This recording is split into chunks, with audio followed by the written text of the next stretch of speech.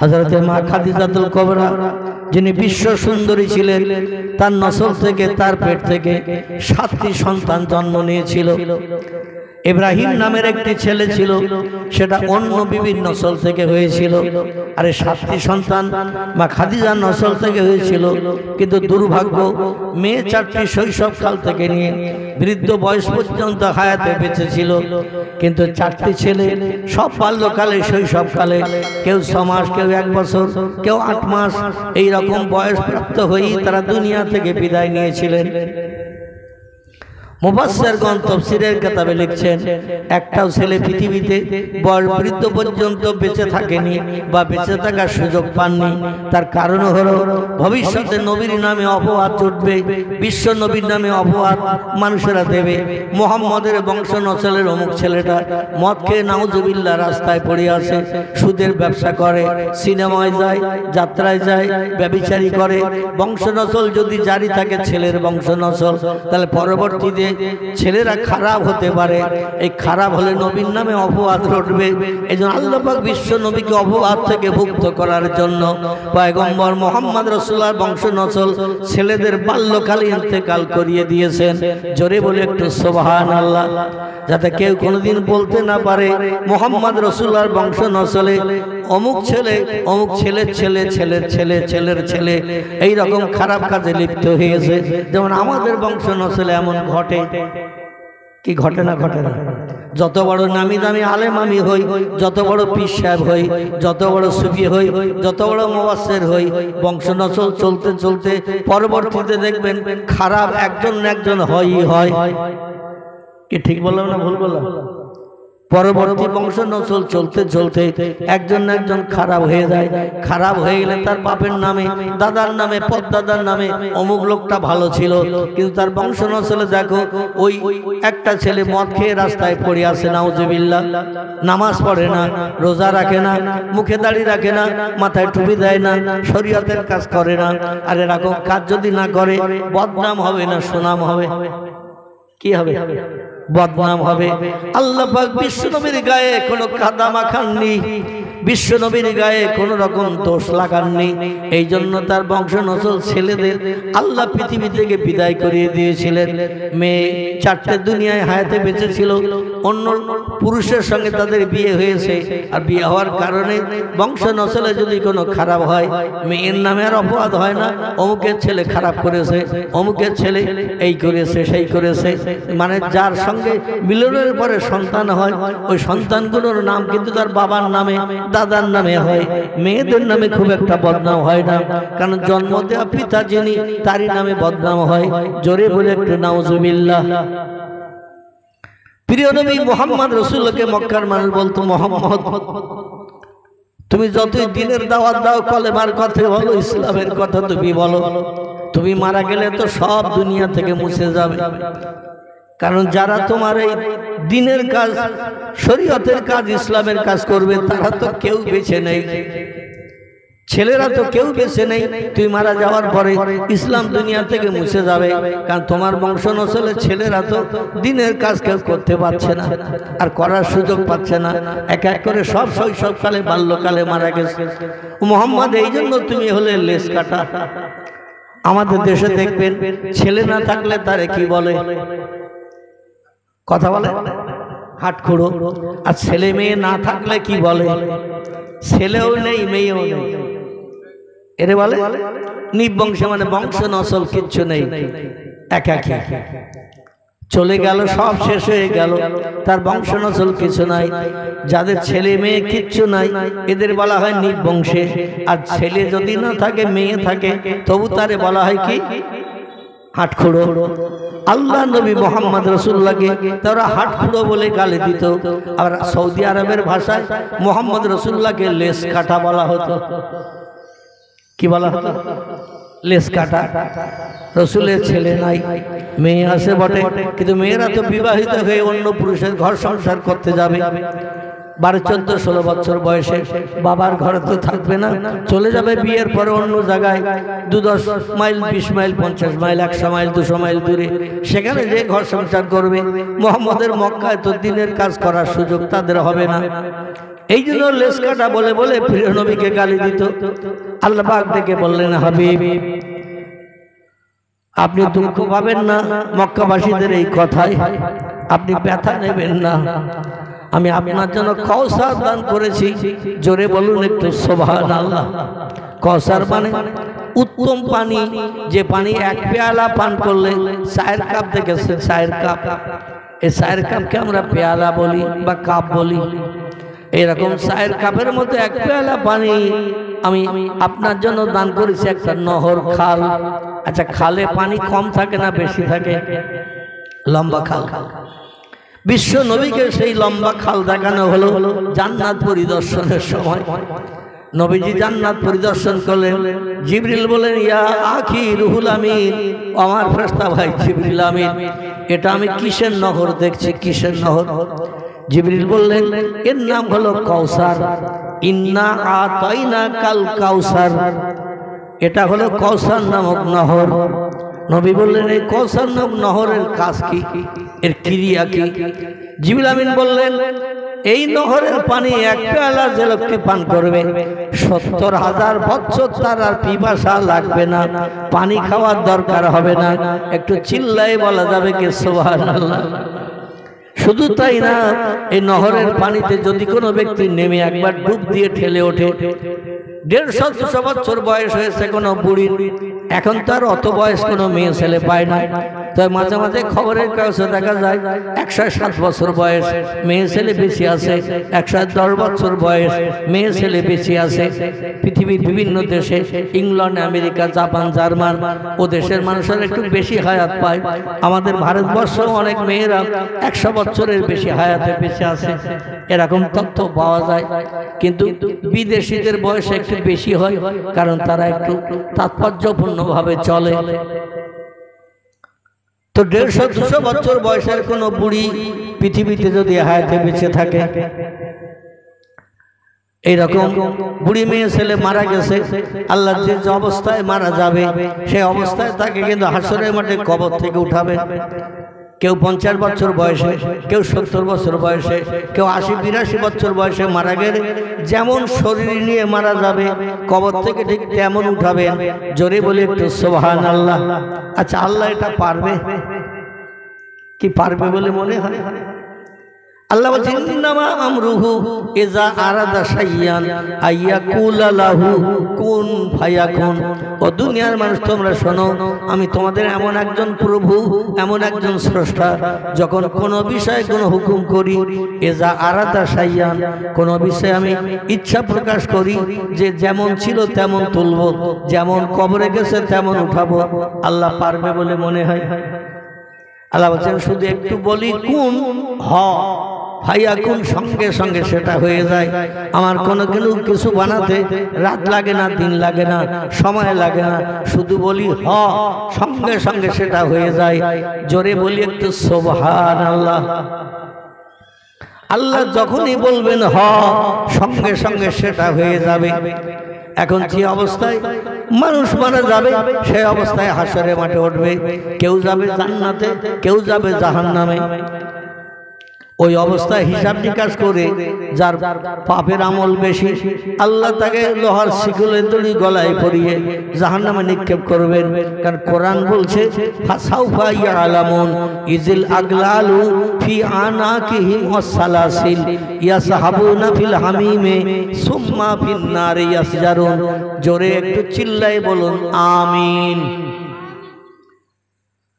আল্লাহ বলছেন, বান্দা বান্দিরা কবর থেকে যখন উঠে হাসরের মাঠে দৌড়াবে, হাসর হবে পৃথিবীর মাঝখান জায়গায়।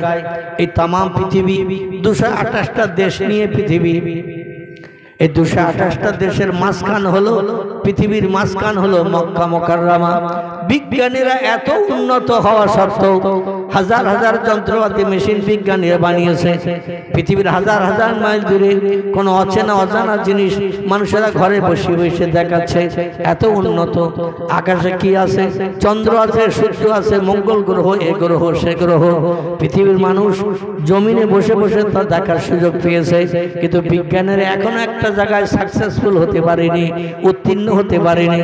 ভূগোল বইতে, ইতিহাসে কোনো বইতে বইতে এখনো বিজ্ঞানীরা লিখতে পারেনি পৃথিবীর মাঝখান কোন দেশের কোন জায়গা। আছে কোনো ভূগোল বইতে? আছে কোনো ইতিহাসে? আছে কোনো লেখকের লেখনীতে ধরা পড়েছে যে পৃথিবীর মাঝখান কোন দেশের কোন জায়গাটা?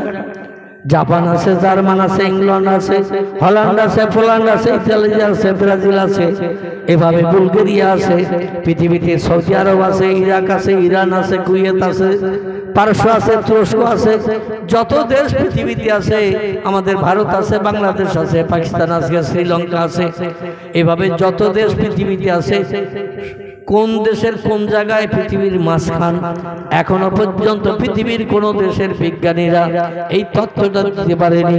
পয়গম্বর মুহাম্মদ রাসূলুল্লাহ নিরক্ষর মূর্খ ছিলেন, এই জন্য অনেক জ্ঞানী বিজ্ঞানীরা দার্শনিকরা বলছে মুহাম্মদ একটা মূর্খ মানুষ, সে কি তথ্য দেবে? আর মূর্খ মানুষের তথ্য আমাদের পক্ষে মানা যাবে না। তাই মূর্খ মানুষ একটা তথ্য দিয়েছেন 1450 বছর আগে। এই মূর্খের নাম হলো মুহাম্মাদুর রাসূলুল্লাহ। জোরে বলেন একটু সাল্লাল্লাহু আলাইহি সাল্লাম। তিনি বলছেন স্কুল কলেজ আমি পড়ি নাই বলে আমারে তোমরা মূর্খ বলিও না। ইন্নামা বুইস্তু মুআল্লিমান, আল্লাহ পাক আমাকে তাম বিশ্ববাসীর শিক্ষক করে, টিচার করে, প্রফেসর করে, আমারে অধ্যাপক করে পৃথিবীতে পাঠিয়েছেন। আমার অত জ্ঞান অতীতে কারো ছিল না, বর্তমানে নাই এবং ভবিষ্যৎ প্রজন্মেও হবে না। জোরে বলুন একটু সুবহানাল্লাহ, আর একটু জোরে বলুন সুবহানাল্লাহ। স্কুলে পড়ি নাই বলে আমারে মূর্খ বলিও না, খাতা কলম দিলে লিখতে পারতাম না বলে আমারে তোমরা নিরক্ষর মূর্খ বলিও না। আমি হলাম পৃথিবীর সেরা জ্ঞানী। একটু চিল্লায়ে বলুন সুবহানাল্লাহ। তিনি যে সেরা জ্ঞানী, বর্তমান একবিংশ শতাব্দীর যুগে, বিংশ শতাব্দী পেরিয়ে গেছে, একবিংশ শতাব্দীর যুগও পর্যন্ত বিজ্ঞানীরা এইখানে মাথা নত করতে বাধ্য হয়েছে।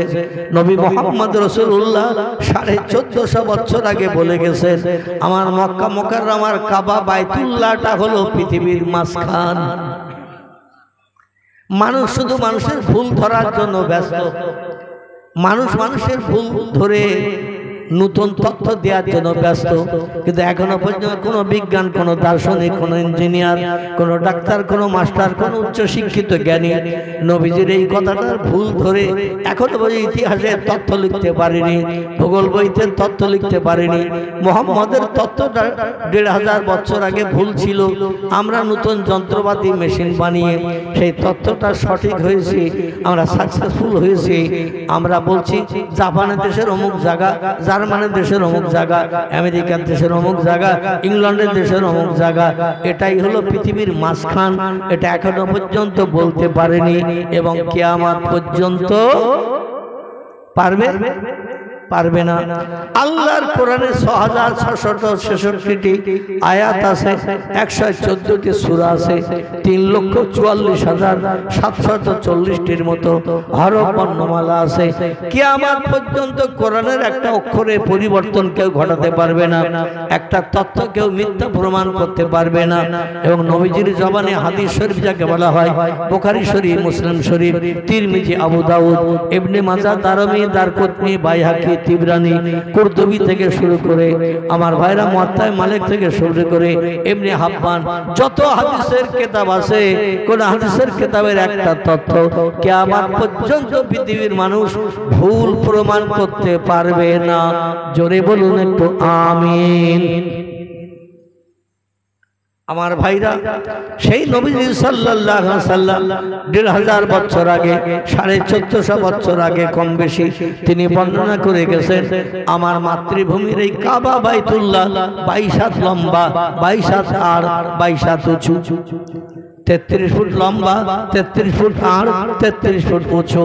এই যে 4 কোণা বিশিষ্ট ঘর, আমাদের দেশের 2 তলা বিল্ডিং যতটা উঁচু হয় ঠিক ততটা উঁচু একতলা একটা ঘর। এই ঘরটার নাম হলো কাবা বাইতুল্লাহ শরীফ। নবী বললেন এটা হলো মাঝখান। দুনিয়ার কোনো মানুষ তথ্য দিয়ে আমার এই তথ্যটা মিথ্যা প্রমাণ করতে 1500 বছর পারেনি এবং কিয়ামত যতদিন না পর্যন্ত না হবে ততদিন নবীর এই কথাটা মিথ্যা প্রমাণ কেউ করতে পারেনি এবং পারবে না। জোরে বলুন আমিন। বিশ্ব নবী এটা বুঝলেন কি করে যে কাবা শরীফ পৃথিবীর মাঝখান জায়গা নির্ণয় করতে গেলে তো একটু উপরে উঠতে হয়, উপরে না উঠলে কিন্তু মাঝখান জায়গা নির্ণয় করা যায় না। পয়গম্বর বলছেন আমি এমন এক জায়গায় উপরে উঠেছি কিয়ামত পর্যন্ত পৃথিবীর কোন দেশের মানুষ সে জায়গায় যেতে পারবে না। সেটার নাম হলো আরশ মুআল্লা। কি নাম বললাম? আরশ মুআল্লা। সেটা কোথায়? আমরা ওই যে নীল আকাশ দেখি, বিজ্ঞানে বলছে বহুদূর ফাঁকা, তাই নীল মতন দেখায়। আসলে আকাশ বলতে কিচ্ছু নাই। পৃথিবীর বিজ্ঞানীরা যার জ্ঞান মগজে ঢোকেনি, তারা আকাশ সম্পর্কে বলছে বহুদূর ফাঁকা, তাই নীল মতন দেখায়। আসলে আকাশ বলতে কিচ্ছু নাই। আল্লাহ নবী বলছেন আমার জীবনে 53 বছর বয়সে রজব মাসের 26 তারিখের দিন গত রাত আর বাইতুল মুকাদ্দাস থেকে উত্তর গগন যখন ভ্রমণ করলাম, চলতে চলতে চলতে চলতে প্রথম আকাশের দরজায় গেলাম। আকাশের আবার দরজা রয়েছে, যেটা মানুষের মগজে এখনো পর্যন্ত সে তথ্য আসেনি।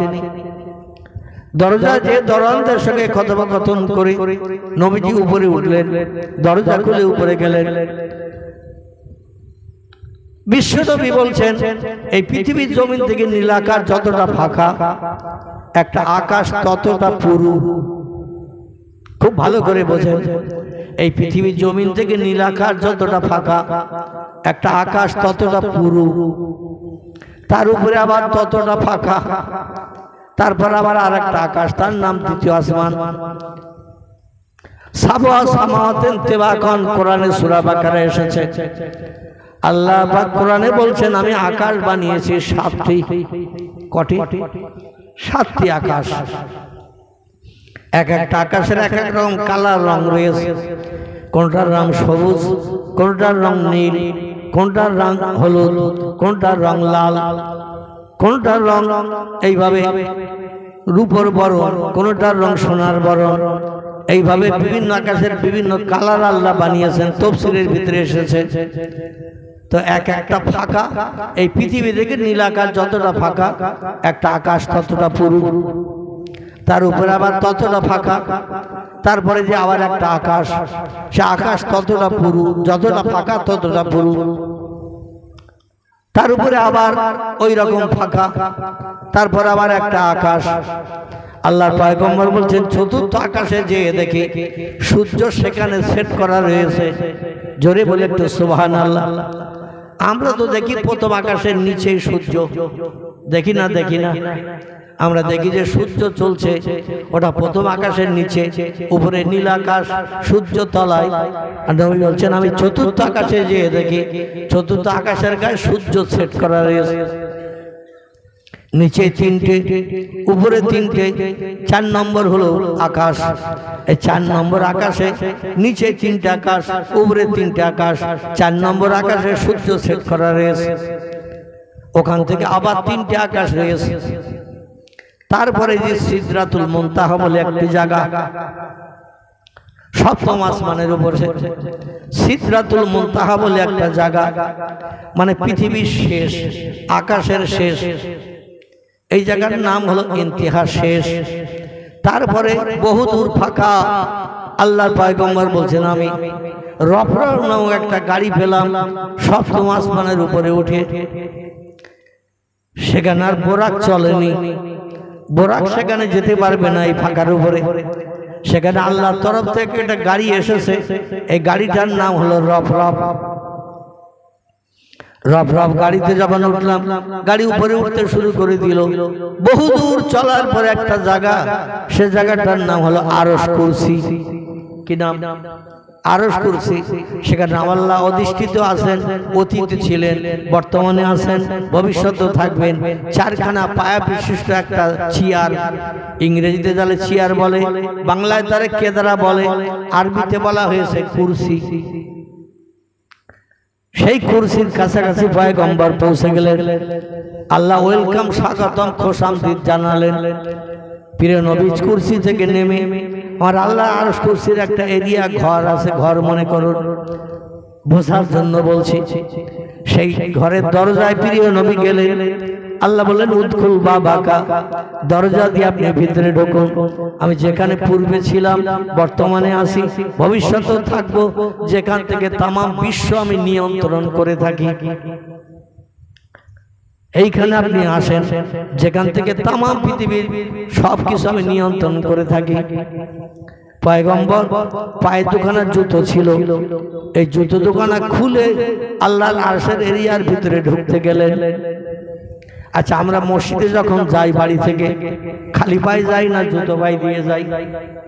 কি ভাই, মসজিদে যখন বাড়ি থেকে যাই খালি পায়ে যাই না জুতো পায়ে দিয়ে যাই? কথা বলে, জুতো পায়ে দিয়ে যাই। আচ্ছা, জুতো পায়ে দিয়ে মসজিদের দরজার মুখে যেয়ে জুতো খুলে রেখে ভিতরে ঢুকি না জুতো পায়ে দিয়ে ঢুকি?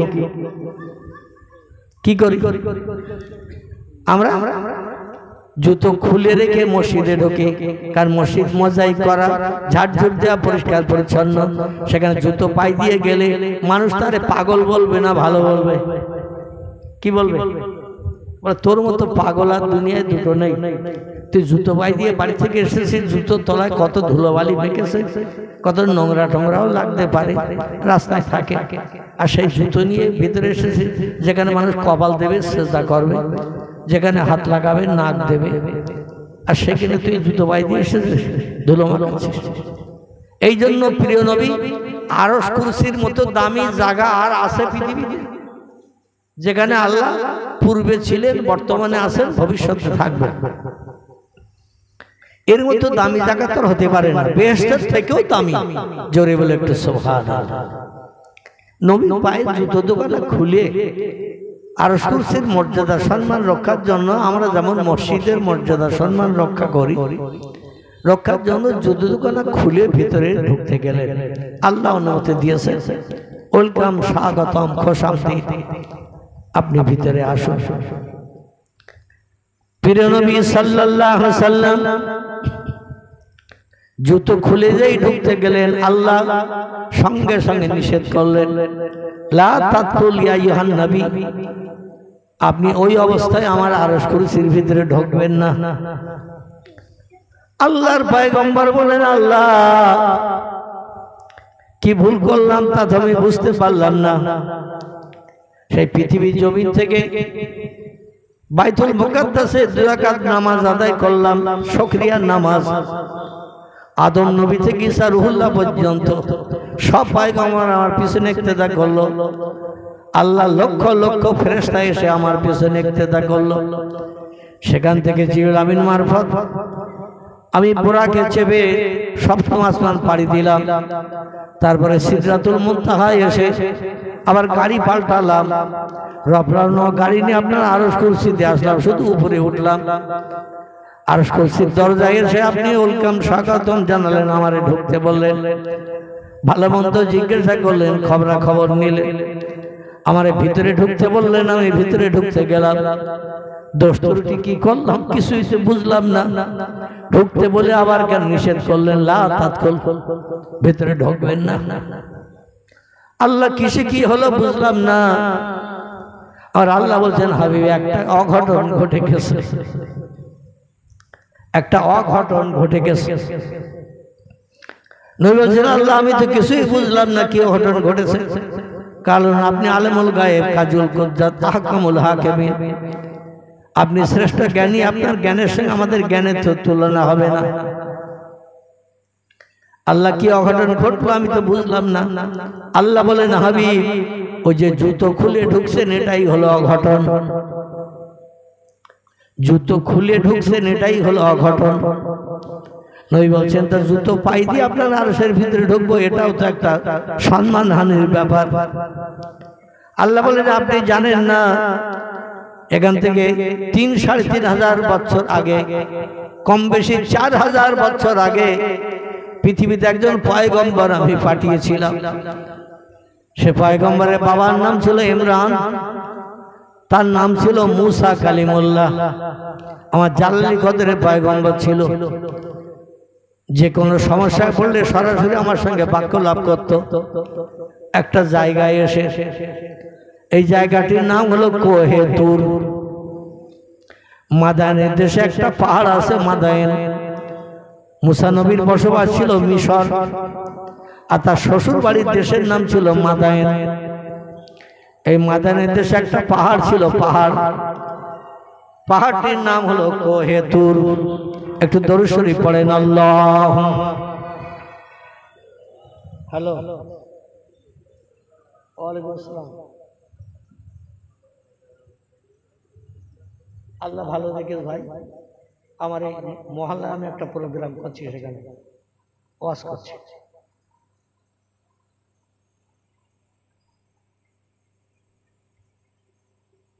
আচ্ছা আচ্ছা, আগামী বছর? হ্যাঁ, আপনি কালকে সকালে ফোন করবেন, আমি একটা প্রোগ্রামে আছি এখন। হ্যাঁ, কথা বলছি, কাল সকালে ফোন করবেন।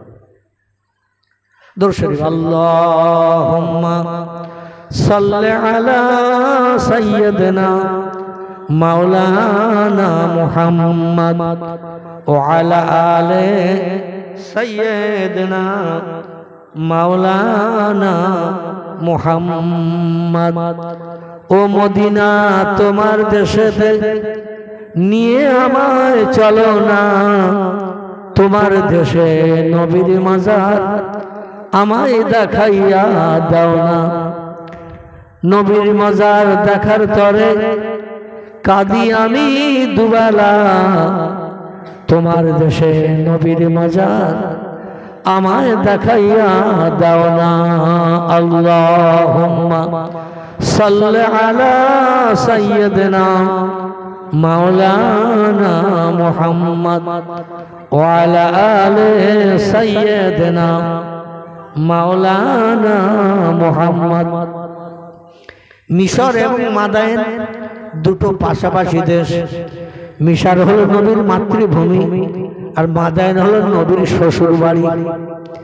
যে দেশে একজন পয়গম্বর ছিল, তার নাম ছিল হযরত শুআয়ব আলাইহিস সালাম। এই শুআয়ব নবীর মেয়ে, যার নাম ছিল হযরতে সফুরা। এই সফুরার নামনি মেয়েকে তার বড় মেয়ে মুসা নবী তাকে বিয়ে করে সংসার যাপন করেছিলেন।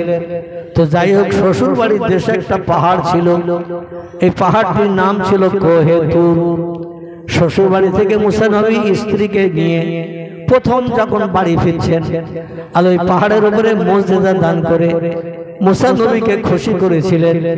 সেইখান থেকে মুসা নবীকে আল্লাহ বললেন, যখন কোনো সমস্যায় পড়বে, যখন কোনো মুসিবতে পড়বে, আমি আল্লাহ পাক আমার সঙ্গে যদি সমস্যার সমাধানের জন্য কথা বলতে চাও, তাহলে হ্যালো হ্যালো হ্যালো হ্যাঁ বলো, কথা বলে। হ্যাঁ কে? হ্যাঁ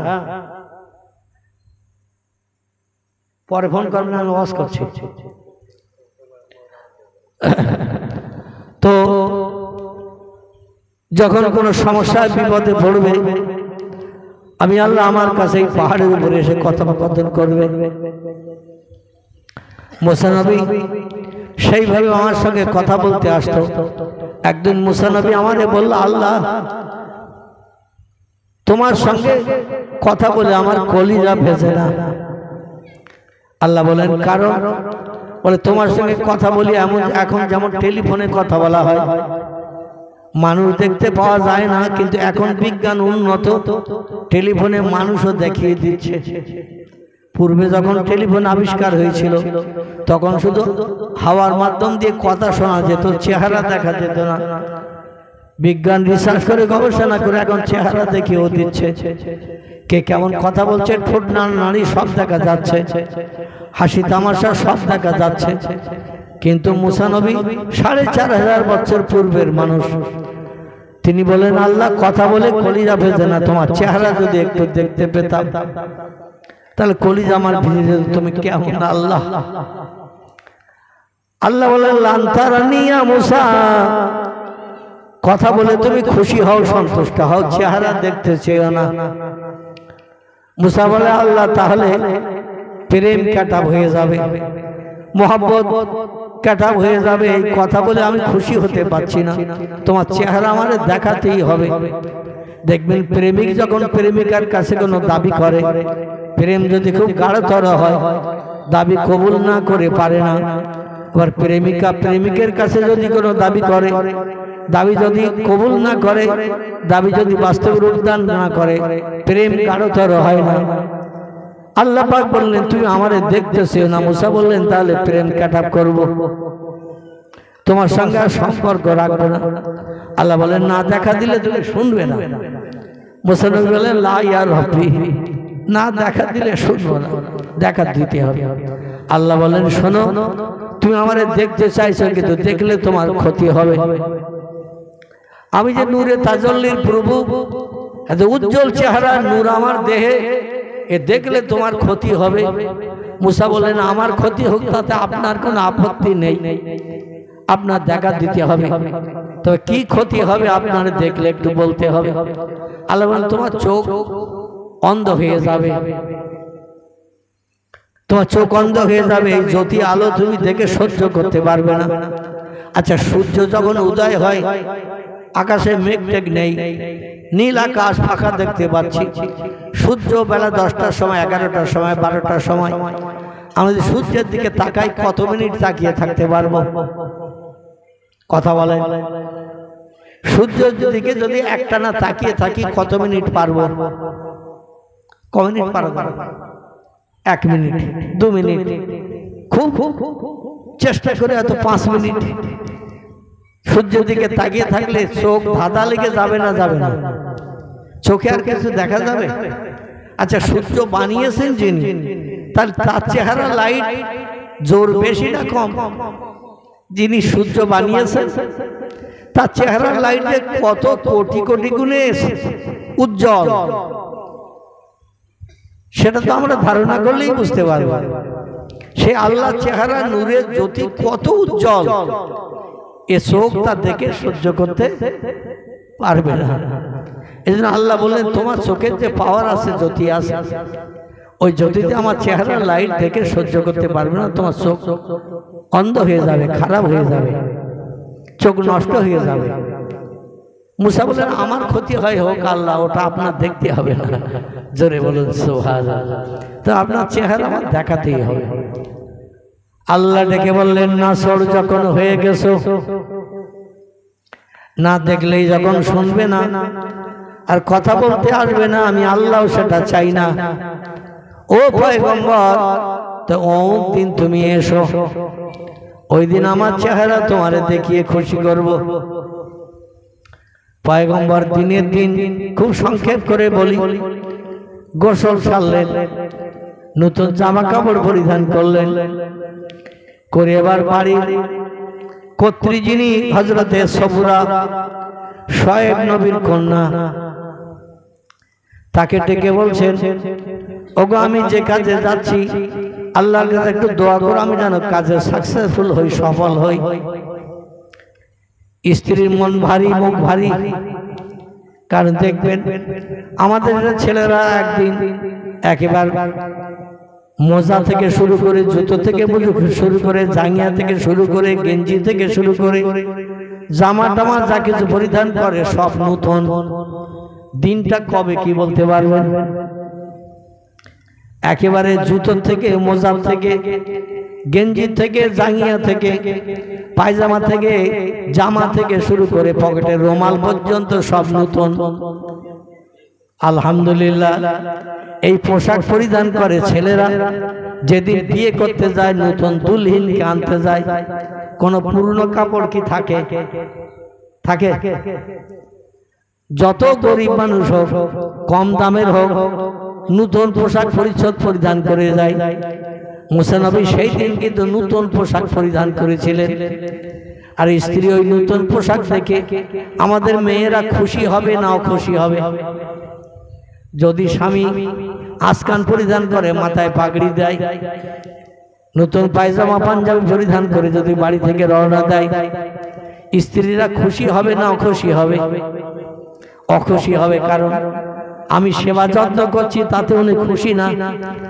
এত সেবা করি, যত্ন করি, রান্না করি, জামা কাপড় পরিষ্কার করি, যা বলে তাই শুনি, তবু খুশি না।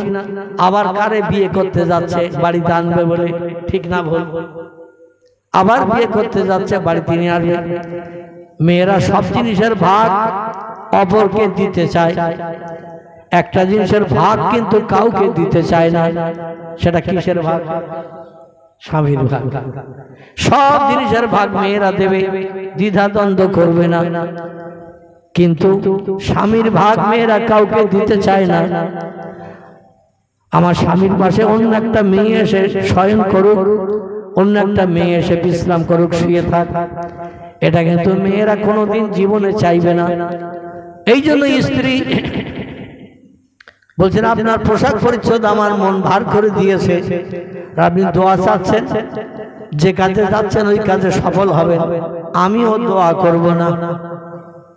মুসা নবী বললেন, কেন, কি হয়েছে? বলে, ওই যে পোশাক পরে যাচ্ছেন, কোন একটা মেয়েকে আবার বিয়ে করে স্ত্রী বানিয়ে ঘরে আনবেন, সংসারে আমার সঙ্গে অশান্তি হবে। হযরত সারা ইব্রাহিম নবীর বিবি হাজরাকে বিয়ে করার কারণে খুশি হতে পারেননি, অখুশি হয়েছিলেন, বিয়ে করার জন্য দোয়া করতেও চাইনি হাজরাকে বিয়ে করার জন্য। মুসা নবীর স্ত্রীও তাই, দোয়া করতে চাইল না। মুসা নবী বললেন, তুমি যে ধারণা করছো ধারণাটা সঠিক না, ওই ধারণাটা সঠিক না।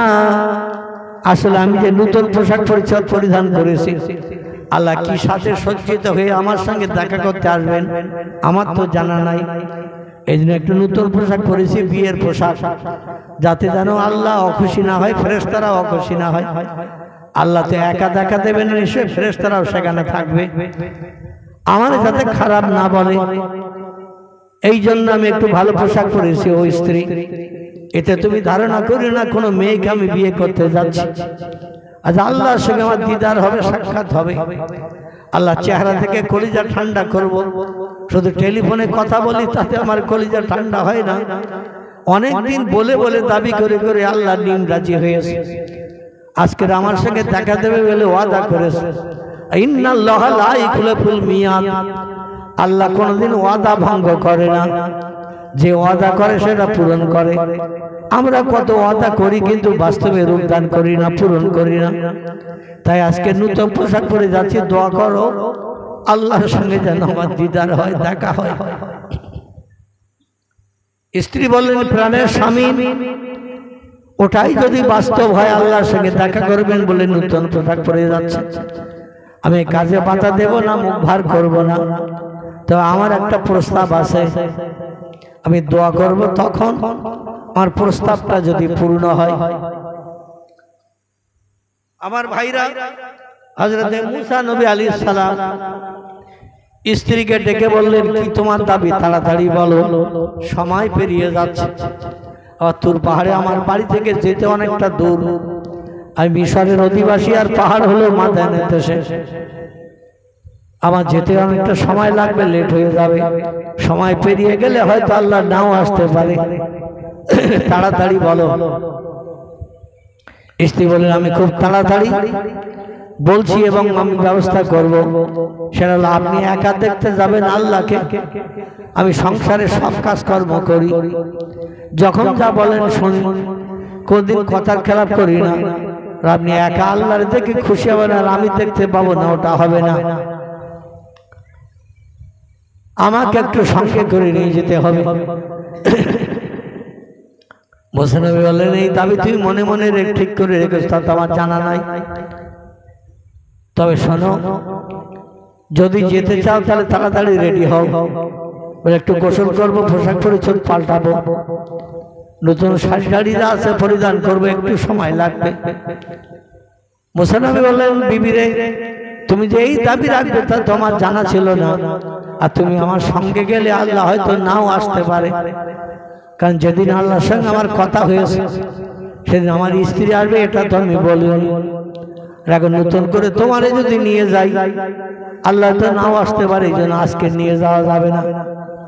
তো অন্য কোনো দিন যদি আল্লাহ আবার দেখা দেয়, তোমারে সেদিন নিয়ে যাব, আজকের কথার খেলাপ করে তোমারে নিয়ে যাওয়া যাবে না। স্ত্রী সবুরা ডেকে বললেন, প্রাণের স্বামী, সেটাও একটা যুক্তির কথা, ওটাও একটা যুক্তির কথা। আপনার সঙ্গে যেদিন আল্লাহর সঙ্গে কথা হয়েছে সেদিন তো আমি যাব, এটা আমি বলিনি, আর আপনি আমার আল্লাহরে দেখিয়ে দেবেন সেটাও আপনি বলেননি। তাহলে আজকের আমি আর যাব না, আপনি একাজে আল্লাহরে দেখে আসেন, কলিজা ঠান্ডা করে আসেন। তবে আমার একটা প্রস্তাব, 2 নম্বরের প্রস্তাব আছে। মুসা নবী বলেন, মা সালাকি ইয়া জাওজাতি, এ প্রাণের বিবি 2 নম্বর প্রস্তাব কি? বল প্রস্তাব হলো, যে চোখ দিয়ে আল্লাহরে দেখে আসবেন ওই চোখ দুনিয়ার কাউকে দেখালে হবে না। আল্লাহ দেখা চোখ যেন আমি প্রথম দেখতে পাই। জোরে বলুন একটু সুবহানাল্লাহ। মুসা নবী বলেন, তাতে অসুবিধা নাই, আমি যে চোখ দিয়ে আল্লাহ দেখবো তুর পাহাড়ে যে, ওই চোখ তোমার ছাড়া আর কারো দেখাবো না, প্রথমেই তোমার দেখাবো। এবার স্ত্রী বলেন, তাহলে দোয়া করছে আল্লাহ যেন আপনার উদ্দেশ্য পূর্ণ করেন। সংক্ষেপ কথা, হযরতে মূসা আলাইহিস সালাম স্ত্রীর কাছ থেকে দোয়া নিয়ে রওনা দিলেন। তুর পাহাড়ের কিনারায় যখন গেলেন, আল্লাহ বলেন, মূসা কুম ইয়া মূসা, ও মূসা তুমি ওইখানে দাঁড়াও। মূসা নবী বললেন, আল্লাহ এখনো তো পাহাড়ে উঠি নাই। আল্লাহ বলেন, পাহাড়ে ওঠার আগে, আমারে দেখার আগে তোমার পায়ের জুতা দুখানা তুমি খুলে এসো। ওই জুতো পরা অবস্থায় আসলে কিন্তু আমার চেহারা দেখতে পাবে না, কারণ জুতো পরিধান করে থাকলে মনে একটু গরম গরম থাকে, পাওয়ার একটু মর্যাদা একটু বেশি বেশি থাকে। এই জুতো খুলে এসো, পাহাড়ের কিনারায় নিচে জুতো খুলে এসো। মূসা নবী জুতো খুলে চলে গেলেন। যে যখন জায়গায় গেলেন যেখানে দাঁড়িয়ে আল্লাহর সাথে কথোপকথন হয়, মূসা বললেন, রব্বে আরিনি। আল্লাহ জুতো খুলতে বললেন, খুলে আসলাম, খালি পায়ে আসলাম। এবার আপনি আমার দেখা দিন, আপনার চেহারা দেখে কলিজা ঠান্ডা করি। আল্লাহ বলেন, ফেরেশতারা প্রথম আকাশ থেকে পৃথিবী জমিন মাঝখানে এই যে ফাঁকা, এই ফাঁকা জায়গায় মাঝে মাঝে ফাঁকা দিয়ে দিয়ে পর্দা লাগাও 70,000। কটা? 70,000 পর্দা মাঝে মাঝে ফাঁকা দিয়ে দিয়ে লাগাও। পর্দার তলায় থাকবে মূসা, আর 70,000 পর্দার উপরে থাকবো আমি আল্লাহ। আমার চেহারার কিঞ্চিত লাইট ছেড়ে দেব, 70,000 পর্দা ভেদ করে যে লাইট যাবে। আর 2-5টা পর্দা যদি লাগানো হয়, আর ওধারে যদি একটা লাইট জ্বালানো হয়, এধারে লাইটের আলো খুব বেশি আসবে। 2-5টা পর্দা যদি লাগানো হয়, পর্দার ওধারে যদি একটা টর্চ লাইট মারা হয়, এধারে কিন্তু ততটা লাইট আসবে না যতটা খালি জায়গায় আসে। আল্লাহ বলেন, পর্দা লাগাও 70,000। 70,000 পর্দা লাগানো হলো। আল্লাহ পর্দার উপর থেকে নিজের চেহারার কিঞ্চিত লাইট ছেড়ে দিলেন। 70,000 পর্দা ভেদ করে যে লাইট আসলো মূসা নবীর চোখে, লাইট দেখে মূসা নবী বেশ হয়ে যায়, পিছনে চিৎপটাক হয়ে পড়ে গেছেন। জোরে বলুন একটু সুবহানাল্লাহ। লাইটের এত তীক্ষ্ণ জোর, এত তীক্ষ্ণ জ্যোতি, মূসা নবীর চোখে লাগার সঙ্গে সঙ্গে চোখ ধাঁধা লেগে গেল, অন্ধকার দেখতে শুরু করলো। লাইটের জ্যোতিতে মূসা নবী আর দাঁড়িয়ে থাকতে পারলেন না, বেহুশ হয়ে পড়ে গেলেন। তাফসীরের কিতাবে এসেছে 4 দিন 4 রাত পয়গম্বর মূসা নবী বেহুশ হয়ে ওই পাহাড়ের উপরে পড়েছিল। 4 দিন 4 রাত জ্যোতির কারণে বেহুশ হয়ে মূসা নবী পড়েছিল। আল্লাহ ফেরেশতাদের ডেকে বলেন, ফেরেশতারা আর পয়গম্বর আমার চেহারা লাইট দেখে বেহুশ হয়ে পড়ে রয়েছে। 4 দিন 4 রাত পেরিয়ে গেল, এখনো হুঁশ ফেরে না। ও ফেরেশতারা মাথায় পানি দাও, পাখার হাওয়া দাও, আমার পয়গম্বর একটু হুঁশ ফেরাও। স্ত্রীও বাড়ি দুশ্চিন্তায় পড়েছে। সেই যে স্বামী গেল আল্লাহর চেহারা দেখতে, আর বাড়ি ফেরে না। নতুন বিয়ে করে কি শ্বশুর বাড়ি রয়ে গেল নাকি? নতুন স্ত্রী প্রেমে মহব্বতে ভালোবাসা, আর বাড়ি ফেরার কথা মনে নেই। কি যে ঘটনা ঘটলো তুর পাহাড়ে, তাও তো খবর আসলো না। স্ত্রী বড় দুশ্চিন্তায় পড়েছে, আর পয়গম্বরের হুঁশ ফিরাও, মাথায় পানি দাও, পাখার হাওয়া দাও। ফেরেশতারা দায়িত্ব নিয়ে ডানা মেলেছে আজম পাঠ করে তুর পাহাড়ের উপরে চলে আসলেন। এসে মূসা নবীর মাথায় পানি ঢালতে লাগলো, পাখার হাওয়া দিতে লাগলো। এই হাওয়া দিয়ে পানি দিয়ে পয়গম্বরকে যখন হুঁশ ফেরালেন, পয়গম্বর হুঁশ ফিরে ঠেলে উঠে বসলো। ফেরেশতারা জিজ্ঞাসা করলো, মা তারা, ইয়া মুসা ইবনে ইমরান, কি দেখলে তুমি? বলে আমি আল্লাহ দেখেছি। জোরে বলুন একটু সুবহানাল্লাহ। বলে কি দেখলে তুমি? বলে আমি আল্লাহ দেখেছি। বলে আল্লাহরে কেমন দেখলে? বলে আল্লাহরে দেখেছি একটা লাইট এসে চোখে লেগেছে, চোখ ধাঁধা লেগে গেছে। বলে তাহলে দেখলে কি? বলে ওই লাইট দেখেছি, ওই আমার আল্লাহ দেখেছি, এতেই আমি খুশি। আমার ভাইরা, পায়ে জুতো থাকার কারণে আল্লাহ পাক মুসা নবীর চেহারা দেখাতে চাই না, তুরবারে কিনারায় জুতো খুলে আসতে বললেন। আর পয়গম্বর মুহাম্মদ রাসূলুল্লাহকে বললেন, তুমি জুতো পরে এসো, কারণ তুমি জুতো খুলে যদি আসো তাহলে মুসা নবীর মর্যাদা তোমার মর্যাদা সমান হয়ে যাবে। মুসা নবী জুতো খুলে এসে আমার চেহারা দেখেছে, আর তুমি জুতো খুলে এসে আমার চেহারা দেখলে দুইজন পয়গম্বরের মর্যাদা সমান হবে। আমি চাই না আপনার মর্যাদার সঙ্গে কোন নবীর মর্যাদা সমান হোক। চিল্লাই বলুন একটু সুবহানাল্লাহ। সেই নবীর উম্মত আমরা, আমাদের কত দাম, কত মর্যাদা, কত সম্মান আল্লাহ দিয়েছেন। সব নবীর উম্মতের হাসরের মাঠে তারা সূর্যের রৌদ্রে দাঁড়িয়ে থাকবে 50,000 বছর। আর আমরা কবর থেকে হাসরের ময়দানে গেলে আল্লাহ পাক আমাদের হিসাব নিকাশ করে প্রথমে জান্নাতে ঢুকিয়ে দেবেন। আমরা যত সময় জান্নাতে না যাব, অন্য নবীর উম্মতদের হিসাব নিকাশ হবে না। সূর্যের রৌদ্র আমাদের যাতে বেশি সহ্য করতে না হয়, তার কারণে আল্লাহ আমাদের হিসাব নিকাশ তাড়াতাড়ি করে আমাদের জান্নাতে ঢুকিয়ে দেবেন মুহাম্মদ রাসূলুল্লাহর ইজ্জতের খাতিরে। জোরে বলি একটু সুবহানাল্লাহ। আল্লাহ বলেন, হাবিব, এই জন্য আপনারে বলছে আপনি জুতো খুলে আসবেন না, জুতো পরে আসুন, যাতে আপনার মর্যাদা জুতো অবস্থায় বেশি হয়। সংক্ষেপ আলোচনা, সংক্ষেপ কথা। পয়গম্বর মুহাম্মদ রাসূলুল্লাহ জুতো পরিধান করে গেলেন, আল্লাহ নবীজিকে সামনে বসালেন।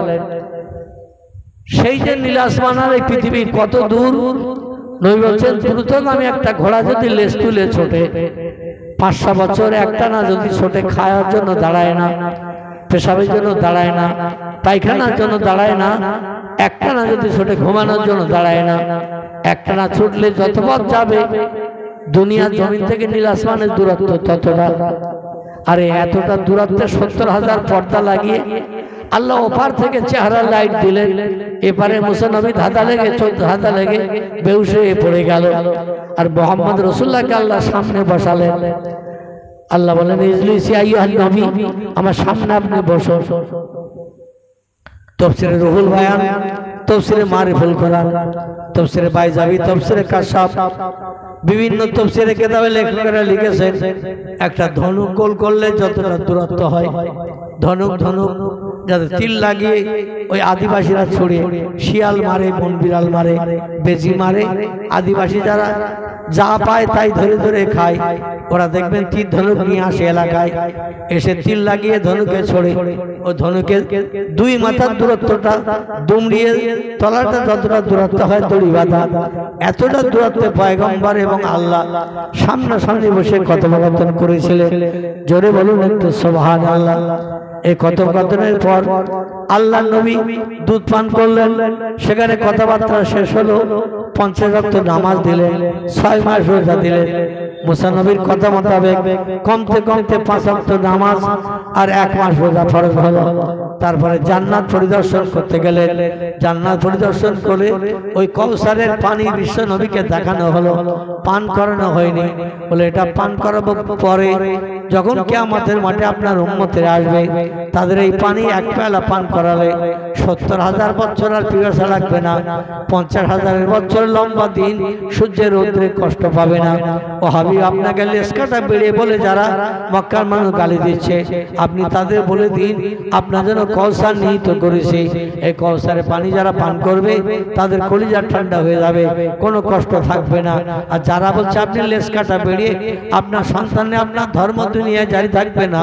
ওদের বলে দিন দুনিয়ার সমস্ত উম্মত হবে আপনার সন্তান, আর আপনি হবেন তাদের পিতা। আর ওদের ছেলে মেয়ে আপনজন আত্মীয় স্বজন, ইয়াউমা ইয়াফিরুল মারউ মিন আখিহি উম্মিহি ওয়া আবিহি ওয়া সাহিবাতি ওয়া বানিহি।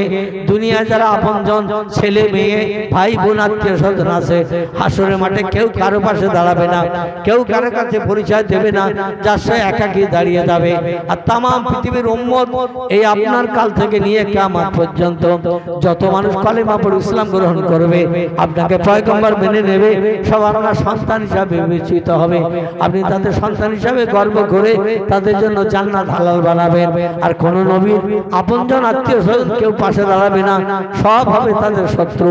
কেউ কারো কাছে পরিচয় দেবে না, কারো কাছে নিজের প্রয়োজনের কথা বলবে না। জোরে বলুন একটু সুবহানাল্লাহ। এটা হলো প্রিয় নবী মুহাম্মদ রাসূলের জন্য আমার আল্লাহর তরফ থেকে তওবা বকশিশ। আর আমাদের জন্য তওবা হলো নবী বলছেন, আমি অতদিন পর্যন্ত আল্লাহ প্রথম আমার জান্নাত হালাল বানাবেন, হিসাব নিকাশের আগে প্রথম আমার জান্নাত হালাল বানাবেন। কিন্তু লা ইয়াদখুল জান্নাহ, আমি মুহাম্মদ তত সময় পর্যন্ত জান্নাতে যাব না যত সময় পর্যন্ত আমার একটা উম্মত হাসরের মাঠে দাঁড়িয়ে থাকবে। আমি তাদের জান্নাতে ঢুকাবো, যখন কেউ থাকবে না হাসরের মাঠে সবাইকে জান্নাতে ঢুকিয়ে